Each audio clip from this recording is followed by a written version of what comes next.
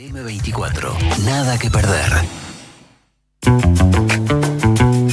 Lo anunciábamos al comienzo del programa. Hoy el análisis va a ser con el politólogo Gerardo Caetano. Buenos días, Gerardo, y gracias por estar una vez más por allí.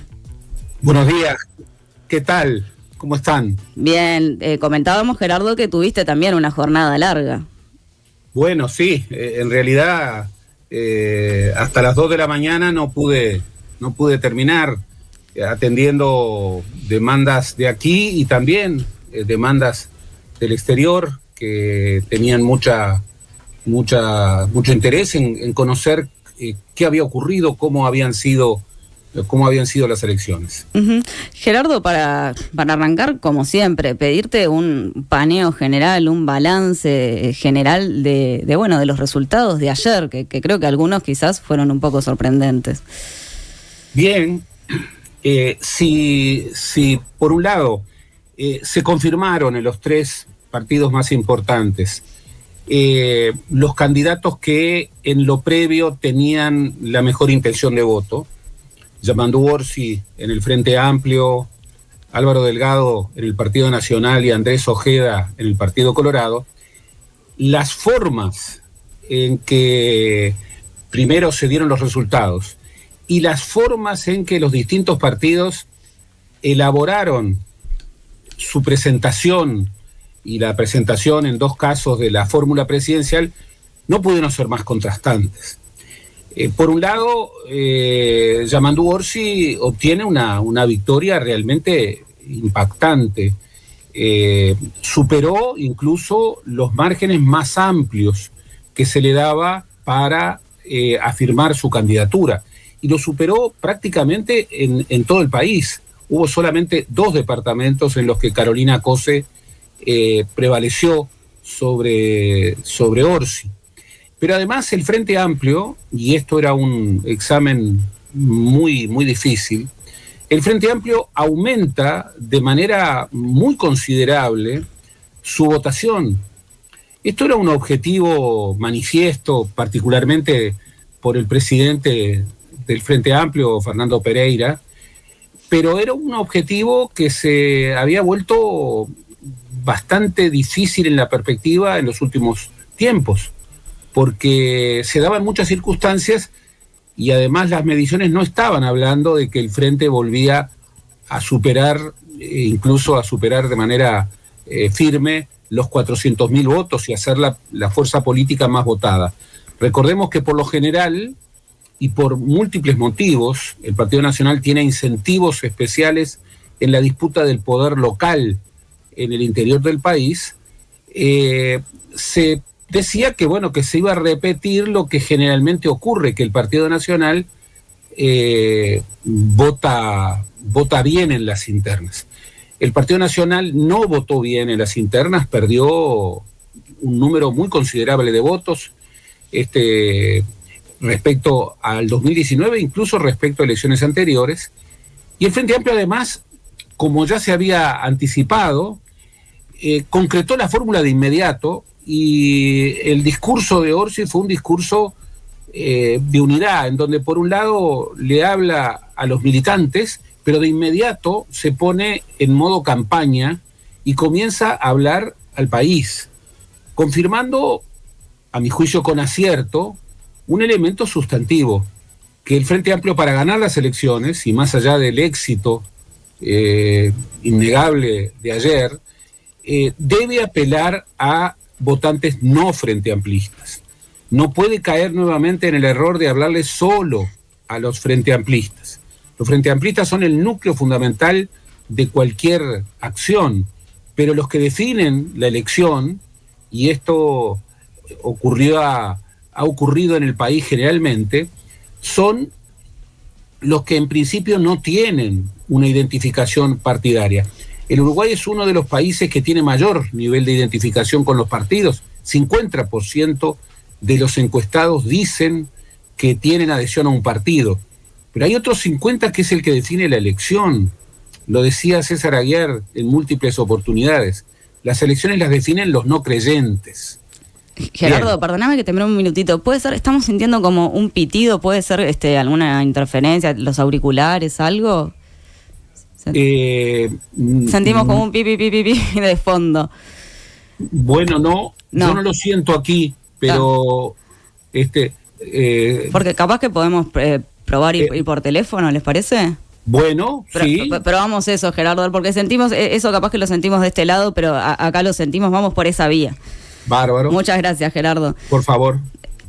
Arrancamos hablando entonces con Gerardo de este balance general y hablaba de la importancia de cómo se va a posicionar, ¿no? Ahora el Frente Amplio y esto que se da tan a menudo la discusión, ¿no? Dentro de la ciencia política y en particular en nuestro caso en Uruguay siempre terminamos discutiendo cómo es que se tiene que parar un partido para ganar en octubre, ¿no? Hacia dónde se tiene que volcar. En este caso hablaba de si hay un 50% que de repente no tiene identificación partidaria. Claro. Y hay que apostar a la gente que está por fuera del FA, no necesariamente a la militancia frente amplista, y creo que esa fue la apuesta de Orsi desde el comienzo, ¿no? En su campaña. Bueno, ayer se vieron, como señalábamos, y llamaba la atención, muchísimos votos en blanco y muchísimos votos anulados. Quizás ahí también está un poco la clave, ¿no? Aquellas personas que se mostraron quizás enojadas en esta elección interna, votando allí en blanco, tiene que ser el foco del Frente Amplio, ¿no? Aquellos indecisos también, aquellas personas que están desencantadas de la política y demás. Creo que ahí es donde se puede hacer la diferencia, que son votos que por lo general se van a partidos nuevos. Uh-huh. No, y los votos blancos, claro, por un lado, pero por otro lado, los votos anulados, que la cantidad de votos anulados es interesante y después capaz podemos repasarlo, supera ampliamente el margen de votación de muchos partidos políticos. Eso también es un mensaje, también quiere decir algo en cierto sentido. Hay que ver por qué están anulados también, ¿no? Porque quizás, pasa esto de que, había en la mesa listas rayadas, manchadas y demás. Hay que ver. Gerardo, ahí te tenemos nuevamente. A ver, ¿ahora me escuchan bien? Perfecto. Gerardo, hablabas justamente de esta población que en principio no tiene identificación partidaria. Por cierto, y esto hay que contextualizar un poco. Ayer tuvimos la elección interna con menor número de votos, pero sigue siendo mucho, 36% en el contexto internacional. Te diría algo más, no hay país en el mundo, salvo las PASO argentinas, que además son distintas, y es el único país en el mundo en donde hay voto obligatorio, en donde se supera ese voto por la obligatoriedad. Aquí sin voto obligatorio, 36%, yo entiendo, hemos llegado en el 99 a tener 53% del nivel de votación, pero sigue siendo un margen de votos muy considerable. Pero ayer una gran votación frente amplista, una elaboración muy contundente de la construcción de la fórmula, discursos muy fuertes y un clima festivo. La militancia frente amplista que se vio ayer estaba en un clima festivo. Nada más contrastante con eso fue lo que vimos en las sedes de los sectores del Partido Nacional e incluso en la reunión final en el directorio del Partido Nacional, ahí en la Plaza Matriz. Lo que vimos realmente fue impresionante, porque por un lado se confirmó lo que se advertía, que Delgado iba a ganar por un margen importante, pero con una votación mucho menor. Se habla de 340.000 votos, lo que implicaría, una pérdida de más de 120.000 votos. Para un partido que, repito, a diferencia del Frente Amplio, tiene incentivos específicos para votar bien en las internas, porque en las internas en buena medida se define de cara a mayo, en las elecciones departamentales, el mapa del poder de los departamentos. Y recordemos que 15 intendencias pertenecen al Partido Nacional, de las cuales 13 pertenecen a intendentes que habían adherido a Álvaro Delgado. En el Partido Nacional cundió el desconcierto. La votación de Laura Raffo fue muy mala, y advirtamos que la votación de Gandini fue prácticamente marginal, lo cual nos da un Partido Nacional digamos que tiene dos sectores que, si bien son diferentes, básicamente son herreristas. El sector del Partido Nacional, el sector del actual presidente Lacalle Pou, que yo creo que ayer en bambalinas debe haber jugado un rol muy decisivo en todas las definiciones. Bueno, creo que cuando Delgado dice, ¿no?, en su discurso, hablé con el presidente. No, fue muy impactante ver a Delgado prácticamente transfiriendo la suerte del Partido Nacional de cara a octubre y a noviembre, y de manera insistente, lo había hecho en la campaña, a la popularidad del presidente Lacalle Pou. Si algo faltaba fue el anuncio, que se pareció como a una apelación última, bueno, a la idea de que Lacalle Pou tuviera una participación protagónica siendo el primer candidato de las listas al Senado del Partido Nacional. Frente a eso, vimos a una Laura Raffo cuya digamos, los gestos, los rictus, la gestualidad de lo que se veía en la candidata que ocupó el segundo lugar fue manifiesta. Claro, la diferencia era enorme. Ustedes, los números con un 97,7 escrutado indican que Álvaro Delgado obtuvo el 75%, mientras Laura Raffo no alcanzó el 20%. Es una diferencia demasiado grande. Los antecedentes no necesariamente marcan las decisiones, pero cuando en el Partido Nacional se construye una fórmula entre el primero y el segundo, las diferencias son distintas, son de otro orden. En el 2004 Larrañaga le ganó a Lacalle Herrera 64-33. O sea, eran 2/3, 1/3. Pero en el 2009, Lacalle Herrera le ganó 57-42, 15% a Jorge Larrañaga, en lo que era el clásico de aquellos años. Y en las elecciones de 2014, Lacalle Pou le gana 54.4 a Jorge Larrañaga, que obtiene 45.4. Y luego, en las últimas elecciones, Lacalle tiene el 53.7, mientras que Sartori 20 puntos, Larrañaga 17 puntos. Y ahí Lacalle Pou impone la candidatura de Beatriz Argimón, pero la impone de otra manera. Si uno lo ve en términos comunicacionales, y lo digo expresamente porque el Partido Nacional apuesta mucho a lo comunicacional, apuesta a este gobierno, esa ha sido su política más exitosa, y apuesta a esta candidatura.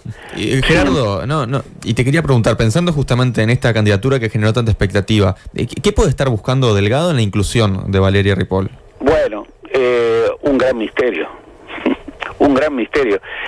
No puede sino generar sorpresas. En una noche en donde no hubo grandes sorpresas en los resultados gruesos, no solamente la fórmula, que como ustedes bien dijeron, fue abucheada por parte de los asistentes a esa instancia final, sino la forma en que se produce una demora larga, una gran incertidumbre, y luego, bueno, una reunión en el directorio, y luego en ese acto realmente muy escueto y mal desarrollado, en donde el candidato presidencial repite básicamente los discursos sin convicción y anuncia, digamos, una fórmula que nadie puede llegar a comprender muy bien.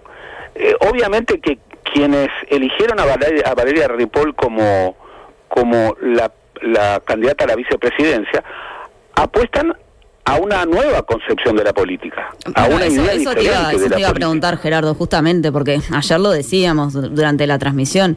Vivimos reivindicando, ¿no?, nuestros partidos como los partidos más viejos de la historia, no solo a nivel nacional, y ahora nos encontramos con una candidata a vice con 6 meses en un partido. Por supuesto, pero además alguien que viene digamos del otro lado del espectro, claramente. Alguien muy recientemente llegada al Partido Nacional, alguien que no tiene ninguna experiencia política, porque su experiencia política prácticamente se despliega en los medios de comunicación y en esta última campaña. Alguien a quien el externo del Partido Nacional no ve como alguien de los suyos. Bueno, se puede decir, y ayer lo trataba de explicar, bueno, se está apelando a algo nuevo, se está apelando a la innovación, sí, pero se elige a una figura que, si se quiere elegir a un votante de centro, o si se quiere competir por el voto frente amplista, no parece ser la más adecuada. Si se quiere elegir a alguien que tiene un discurso de consenso, un discurso que tiende puentes, no parece ser la figura más adecuada. Uno diría, bueno, Valeria Ripoll es una mujer joven, 41 años, es una mujer que tiene un perfil, digamos, muy aguerrido, es una mujer muy controvertida, pero parece ser una candidata mucho más asociada con una lógica de polarización que con una lógica de confrontación, digamos, por ese núcleo central que define la elección. Bien, quienes durante tantas horas estuvieron deliberando, demostraron algunas cosas. En primer lugar, lo que ya se sabía, que en el núcleo duro del oficialismo no se la quería a Laura Raffo, no se la quería, se quería otra candidatura. También ha trascendido que los nombres para esa otra candidatura, bueno, por diversas razones no se confirmaron. Y en tercer lugar, bien, en esa definición, obviamente que no fue la negociación de un consenso con el núcleo, digamos, de la 71 y de lo que ha quedado de la Alianza Nacional y del Movimiento de Rocha. Fue una imposición legítima, porque la diferencia fue impresionante, pero fue una decisión que parece no responder a las expectativas que se veían dentro del Partido Nacional. En ese sentido, siempre cuando se elige una fórmula presidencial, lo primero es no dejar heridas adentro del partido y generar una señal de un clima de avenimiento adentro del partido. Bien, ayer los abucheos y los gritos y las señales de disconformidad, incluso de algunos dirigentes principales del núcleo más oficialista que apoyó a Delgado, fueron manifiestas. Yo creo que la sorpresa mayor la tienen que haber tenido los dirigentes y los militantes del propio Partido Nacional. O sea que esta decisión la tomó un círculo muy asociado, en primer lugar, al presidente de la República. No hay que olvidar, Martínez, que es el secretario personal, una figura clave en el gobierno, es el jefe de campaña de Delgado, y Roberto Lafluf, que ha sido una figura absolutamente clave de lo que sigo pensando que es la política más exitosa de este gobierno, que es la política comunicacional. Bueno, es la figura que marca la estrategia de Delgado, y ayer lo vimos.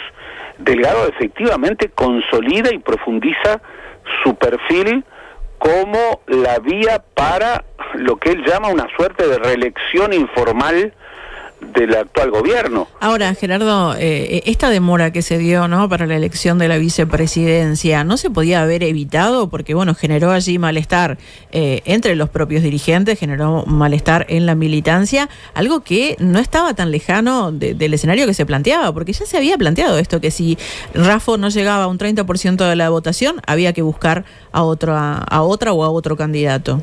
Es que parece bastante evidente que digamos, que esta fórmula era una fórmula que no estaba muy acrecida.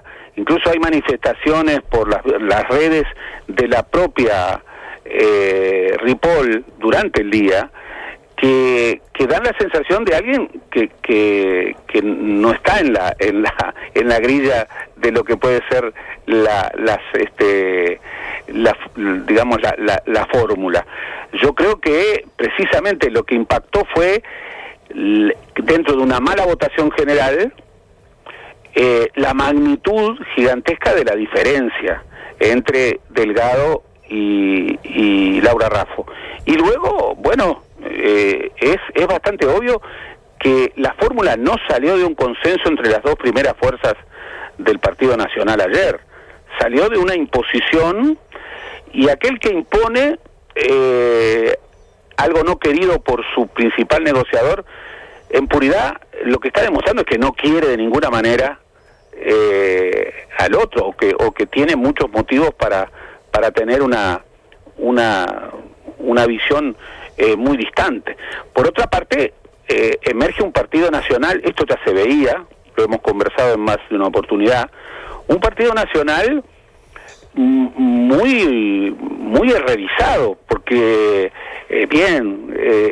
estrictamente en lo más netamente formal, hay sectores no herreristas tanto en el grupo que respaldó a Delgado como en el grupo que respaldó a Laura Raffo.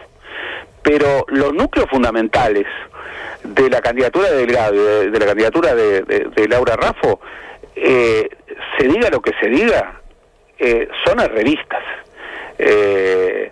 Y lo que era la expresión del wilsonismo, Gandini, todos sabíamos que iba a votar mal, pero tan mal, bueno, era una posibilidad, pero prácticamente los sectores netamente wilsonistas quedan como una presencia muy marginal.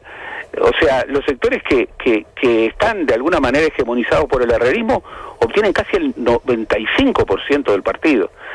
Bueno, esto también es un motivo de preocupación para los militantes blancos, y particularmente habrá que ver si esta fórmula funciona. Lo de Ripoll es una gran incógnita. Más bien la hemos visto como una figura controvertida, como una figura disruptiva. Obviamente que, repito, tiene que ver con esa nueva forma de concebir la política, en la que, bueno, muchas de las ideas clásicas de la política más tradicional, más a la uruguaya, no funcionan. La idea programática, bueno, Ripoll no es alguien particularmente destacada en eso. La idea de pensar en alguien que puede, de ganar la fórmula nacionalista, jugar el rol para el que va a ser convocada. Bueno, ¿ustedes la ven a Ripoll como presidenta de la Asamblea General? ¿O como presidenta del Senado? ¿O como siendo el factor de articulación entre los distintos partidos? Y bueno, parece que no.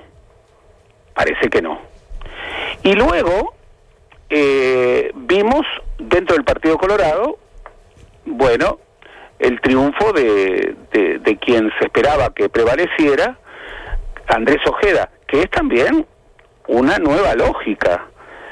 Andrés Ojeda es un candidato que, como él mismo ha dicho, concibe a la política desde un perfil fuertemente mediático, habla incluso de la nueva política, es el candidato colorado sin duda más cercano al presidente Lacalle Pou, y además, como él mismo ha dicho y repite, es un nativo coalicional. ¿Y cómo se explica su ascenso tan rápido en la política? Y bien, obviamente por sus apuestas. Primero, y esto es importante señalarlo, ayer él hablaba de que, bueno, que ahora empezaba la interna de la coalición, y que lo que estaba en disputa también era el liderazgo de la coalición. Bueno, recordémoslo, el Partido Colorado ayer no llegó a los 100.000 votos, tuvo la peor votación desde que hay elecciones internas en el Uruguay, es decir, desde el año 99. O sea, no gana de manera aplastante, le saca una diferencia contundente a los segundos, pero hay 3 candidatos. Los otros candidatos obtienen, 60% del Partido Colorado, 60% de la convención. Es un candidato de nuevo tipo, claramente. Es un candidato de perfil mediático. Él mismo lo ha señalado. Incluso una de sus últimas declaraciones fue muy enfática en ese sentido. Hoy la política es cómo se peina uno, cómo se viste uno. En la política valen más las emociones que las razones. En la política vale más el anti que el pro. Ayer prácticamente no tuvo apelaciones ni simbólicas ni de otro tipo al Partido Colorado, sino que volvió a repetir lo que ha sido la letanía de su campaña exitosa, que es, para derrotar al Frente Amplio, vótenme a mí. Lo cual nos plantea también un contexto en el que hay que explicar este voto. Es un Partido Colorado que se ha quedado sin liderazgos, es un Partido Colorado que incluso vota bastante peor que hace 5 años, en donde había votado mal, pero donde hace 5 años Talvi, después defraudó esas expectativas, pero convocaba a una renovación diferente, programática. Le ganaba a un líder tradicional del Partido Colorado como Julio María Sanguinetti. Hoy Ojeda lo que perfila es un candidato con una fuerte impronta mediática, un candidato que es el candidato colorado más cercano a la calle Pou, sin lugar a dudas, y un candidato que tiene niveles importantes de resistencia en los otros sectores del partido. Habrá que ver cómo funciona esto, pero yo creo que los partidos de la coalición no salen bien ayer. No salen bien. ¿Y cómo sale el Frente Amplio a todo esto? ¿Sale fortalecido? Sale muy bien. El contraste del 2024 con el 2019 es enorme. Es exactamente lo inverso. Veamos parte por parte. Hace 5 años, el Frente tenía la peor votación en elecciones internas de su historia. Lo que hoy está ocurriendo en el Partido Nacional y en el Partido Colorado, pero a niveles muy bajos. Recordemos que el Frente Amplio en la interna del 2019 no llegó a 260.000 votos, y hoy estamos hablando de 430.000 votos. O sea, es una diferencia notoria.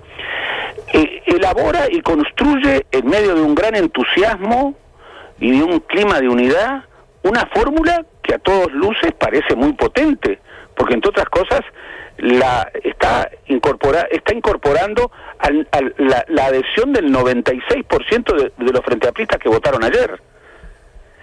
En el 2019, quien ganó la elección la ganó con poco más de 40%, Daniel Martínez, y después empezó esa cosa que todavía es incomprensible, ese casting para elegir a la vicepresidenta.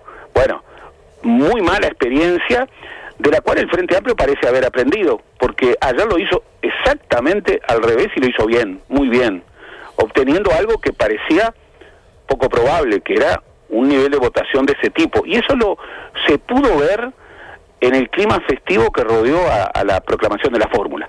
Del otro lado, toda aquella señal de renovación que daba el liderazgo de la calle Pou, la victoria de la calle Pou, que era una victoria competida, porque recordemos, la calle Pou en el 2019 sacó el 53 y fracción de los votos del Partido Nacional en la interna nacionalista, y después estaba el factor Sartori.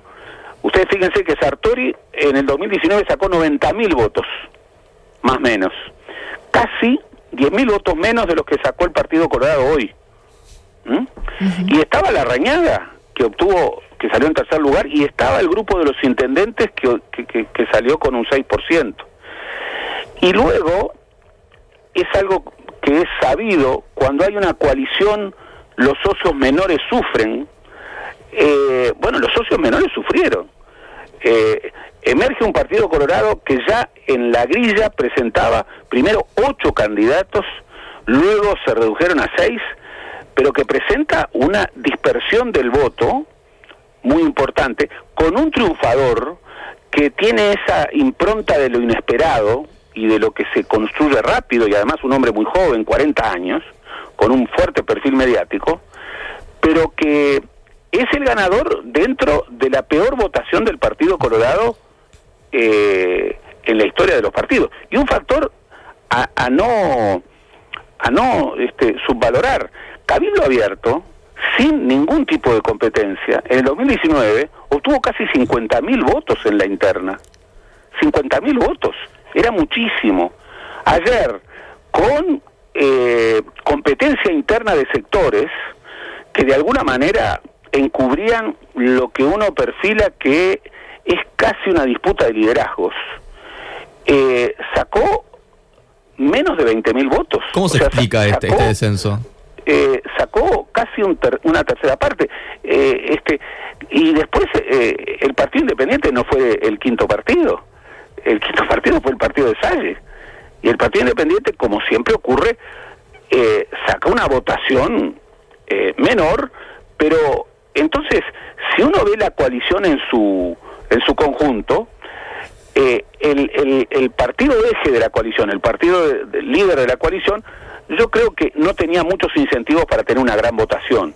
O sea, era esperable que el Partido Nacional no votara tan bien, aún con ese factor de incentivo de la votación que es la distribución del poder departamental. Gerardo, ahora si pensamos en el caso del Frente Amplio, ¿cómo logra construir, ¿no?, la llegada a este nivel de votación? Que decías, bueno, sí tiene que ver con lo que aprendió de 2019. Y por otro lado, ¿qué pensás de cómo termina saliendo ayer la proporción Orsi-Cose? Bueno, ahí hay un gran éxito de la presidencia del Frente Amplio. La presidencia del Frente Amplio, a través de la figura de Pereira, de Fernando Pereira, apostó muchas veces de manera un poco voluntarista a que el Frente tenía que llegar a 400.000 votos. Incluso en los últimos días pareció como variar. Sí, habían empezado a bajar, claro. A bajar, pero también apostó de manera muy clara a lo que seguía siendo una incógnita, que era si el primero y el segundo se iban a asociar en una fórmula común.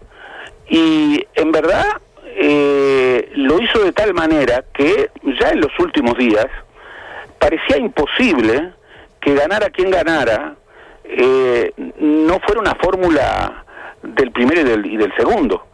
Y ayer Orsi gana de manera concluyente, gana por casi 25%, y gana en el marco de una votación importante del Frente Amplio, y gana en casi todos los departamentos, incluso gana en Montevideo. Todo eso le da una fuerza muy grande. Después se verá. ¿Qué quiero decir con esto? Yo creo que a la euforia de ayer del Frente Amplio, el Frente Amplio, como a la decepción de ayer de los partidos de la coalición, bueno, ahora hay que probar estos perfiles en un escenario nuevo. ¿Y esa diferencia, Gerardo, a qué se le atribuís? Esa diferencia, digo, porque termina saliendo el escenario de mayor distancia entre Cose y Orsi. Bueno, yo creo que las señales que dio Orsi a la interna, que fueron señales que al núcleo militante seguramente no terminaban de satisfacer.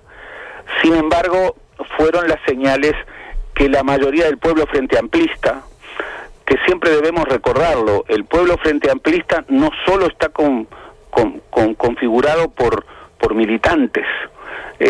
También hay adherentes o militantes de otro tipo.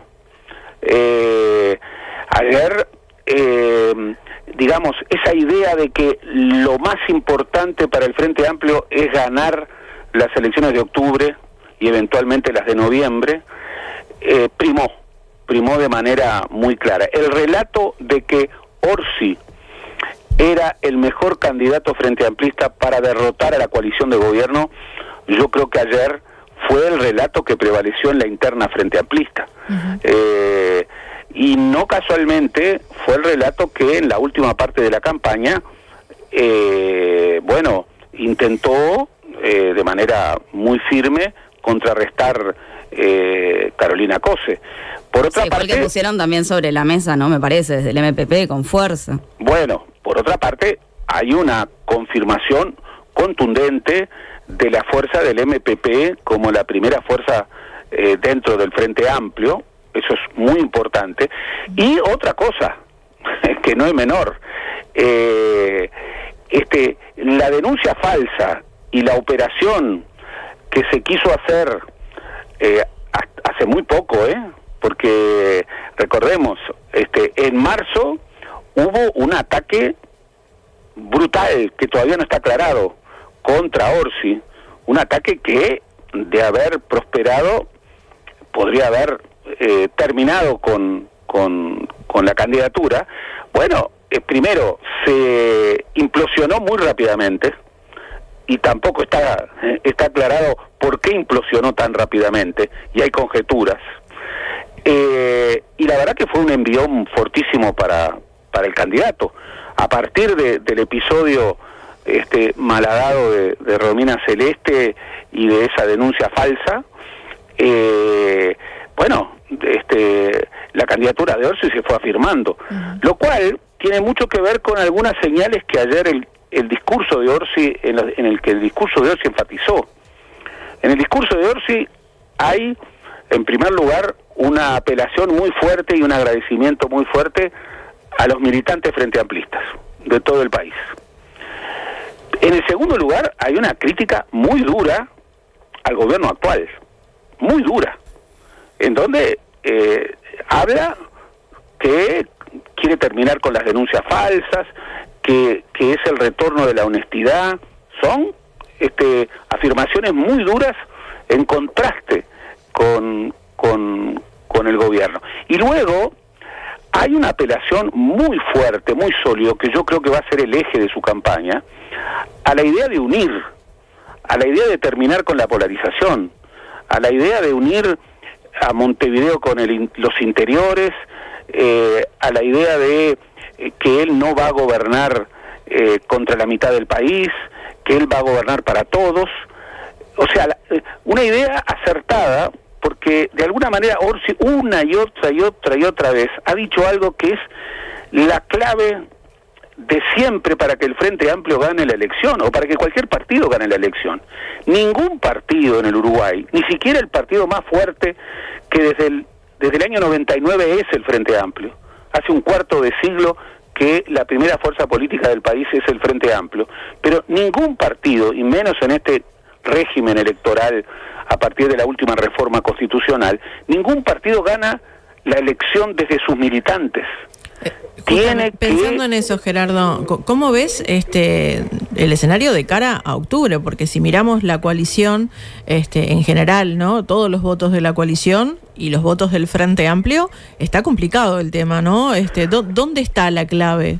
Bueno, primero, y es muy importante señalarlo, ayer no competían los partidos entre sí.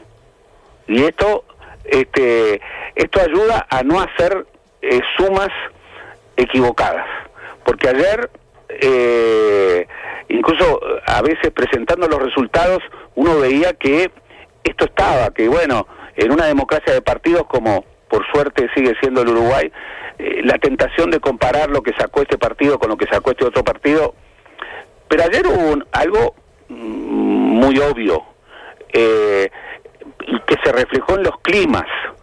El Frente Amplio obtuvo una votación que vuelve a estar entre las mejores votaciones en las elecciones internas, en donde por lo general el Frente vota bajo.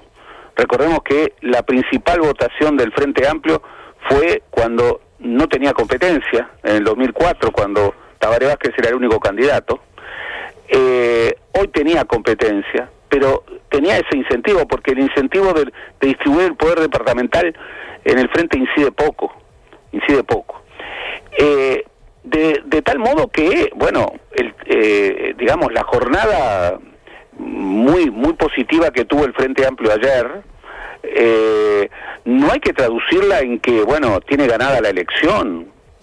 Del mismo modo, no hay que pensar que la coalición está derrotada porque el Partido Nacional resolvió mal su fórmula, o porque su fórmula genera una gran incógnita, o porque el Partido Colorado, más allá de la victoria de una novedad, sigue estando muy disperso, y habrá que ver cómo se articula, o porque los respaldos de los socios menores como Cabildo Abierto y Partido Independiente parecen estar muy comprometidos.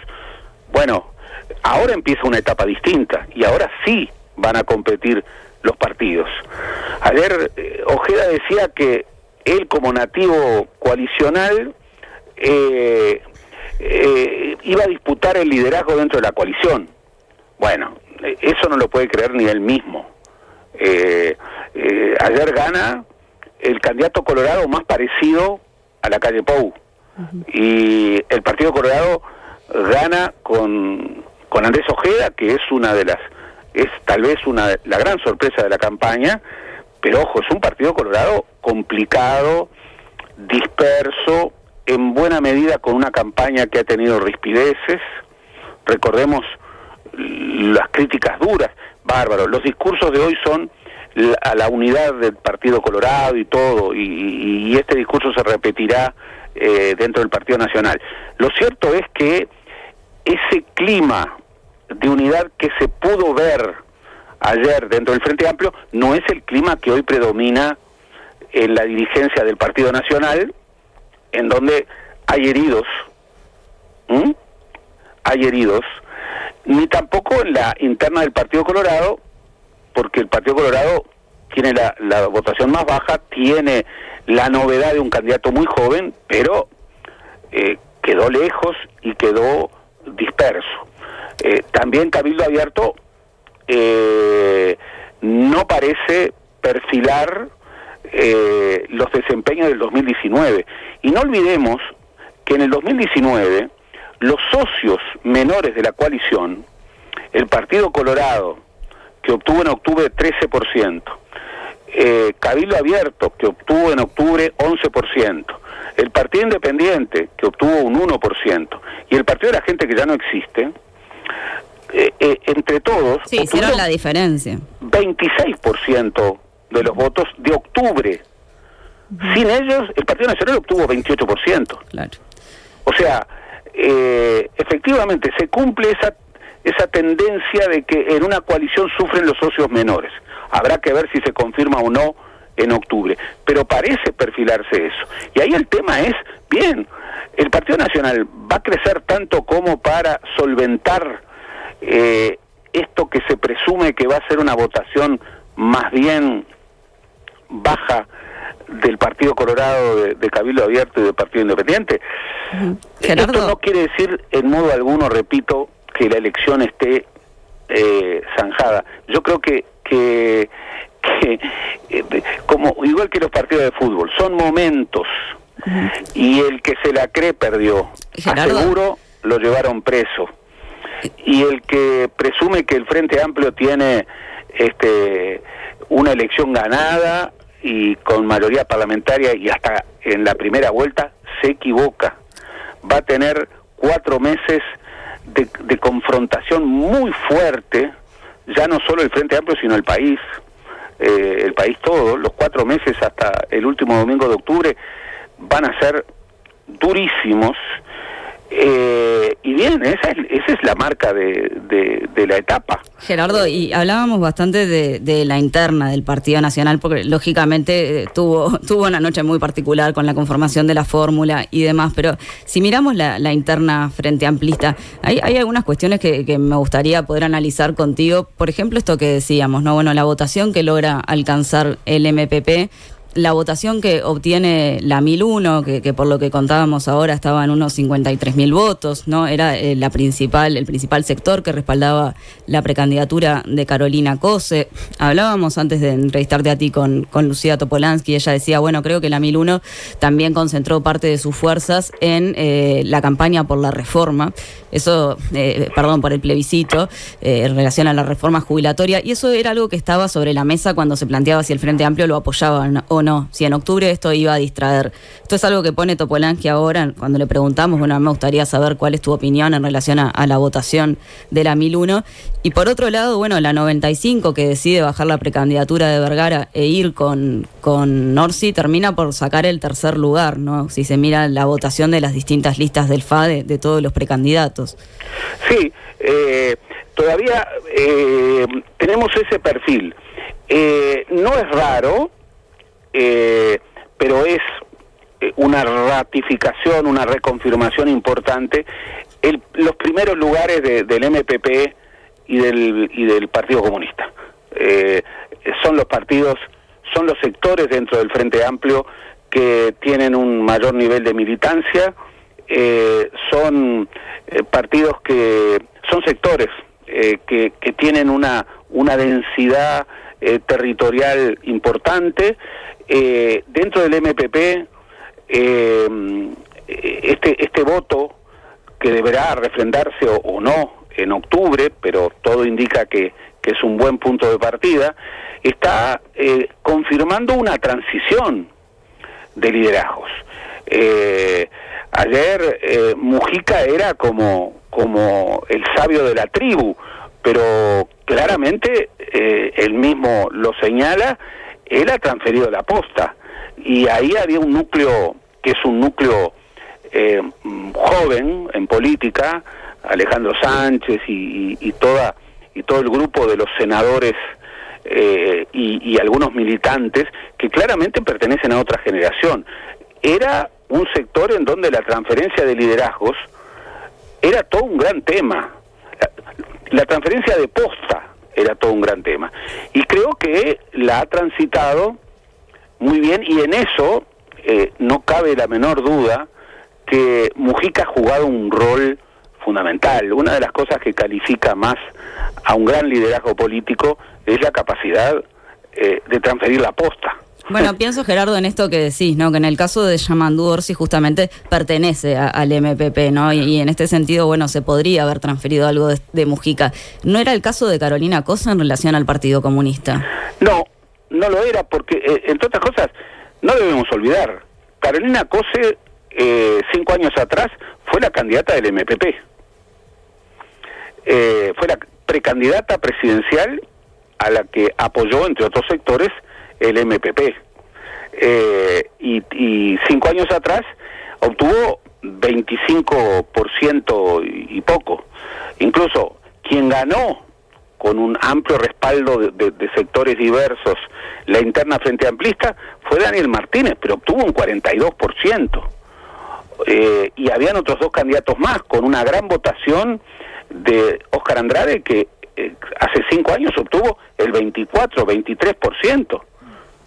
Y una postura más bien marginal del cuarto candidato, que era Mario Vergara. Aquí se consolida en primer lugar el MPP.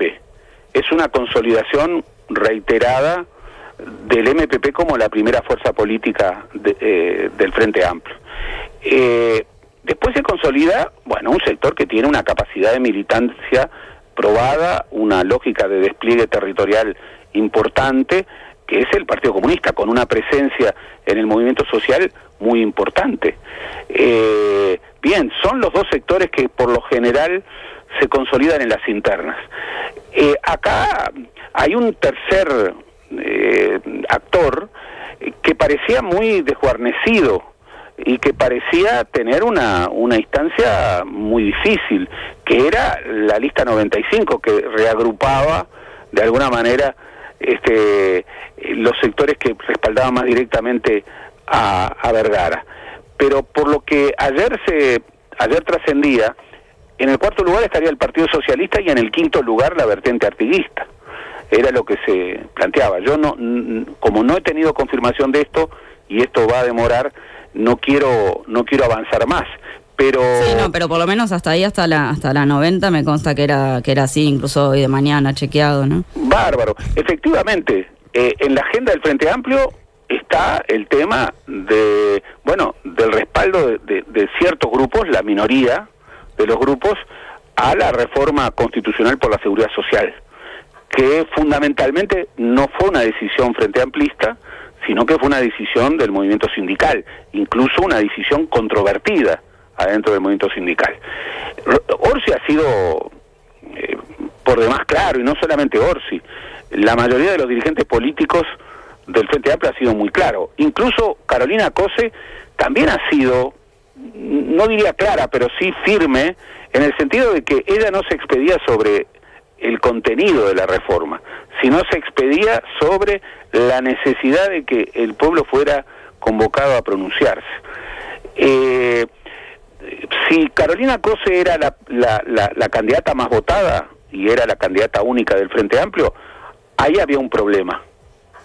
¿Por qué? Y bien, porque la primera candidata del Frente Amplio tenía un tema que es un tema muy difícil, en una iniciativa compleja, muy compleja. Creo que ese tema hoy no reviste, y a pesar de que las fuerzas oficialistas van a buscar pegar sobre ese aspecto, creo que digamos, no hay dudas de que el Frente Amplio en su fuerte mayoría no respalda esa reforma, y habrá que ver qué es lo que hace de manera concreta quien es hoy la candidata a la vicepresidencia, que es Carolina Cose. En todo caso, digamos, no parece ser una apuesta muy efectiva la idea de que el relato de los grupos oficialistas vayan por ahí, como se establecían. Uh-huh. Sin embargo, quien crea que la coalición está, y quiero insistir un poco en esto, porque está la tentación de proyectar mal los resultados de ayer. Ayer no competían los partidos entre sí. Ayer eran elecciones internas dentro de los partidos. Y proyectar los números de ayer, siempre, los números de las internas a los resultados de octubre o noviembre, siempre es un error. Claro que sale fortalecido el Frente Amplio de cara a octubre. Claro que el Partido Nacional no sale como hubiera querido, pero los partidos se juegan en la cancha, y la mejor manera de enfrentar un partido es saber que va a ser difícil, y yo creo que verdaderamente es un partido con resultado abierto, y digamos, quien gane en octubre va a tener que trabajar muchísimo durante estos 4 meses. Politólogo, historiador, presidente de la Academia Nacional de Letras, Gerardo Caetano, muchísimas gracias por estar hoy una vez más en Nada que Perder. No, gracias a ustedes y un gran abrazo a la audiencia. Hasta la próxima, Gerardo.